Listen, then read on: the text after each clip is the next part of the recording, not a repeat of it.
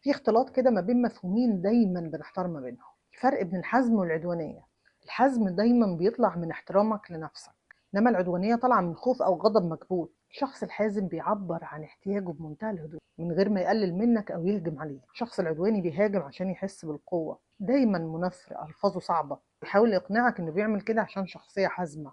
الشخص الحازم وقت ما هو بيحط حدود بيبقى فاكر قوي انه عايز يحافظ على علاقته بيك، اما الشخص العدواني بيحط جدار ويكسر العلاقة شوية بشوية. عشان كده دايما الصوت العالي والألفاظ الفظة والحدة، اللي زينا بيبقى فاهم إن ده ضعف داخلي وضعف كبير كمان. بنبقى فاهمين برضو إن الشخص ده مش متصالح كفاية مع نفسه. والخلاصة البسيطة: الحزم وضوح بلا قسوة، أما العدوانية قسوة بلا وضوح. إحنا مش فاهمين أصلا أنت متضايق من إيه، وليه بتزعق لنا وأنت بتحاول تحط حدودك. السؤال بقى: هل أنت كمان لما بتحاول تقول لأ بتكون بتحمي نفسك بس، ولا بتهجم على اللي قدامك عشان تداري خوف داخلي؟ أنا نرمين هيكل، ودي قناة لحظة وعي، ويمكن اللحظة دي اللي تغير اللي بعدها. سلام عليكم.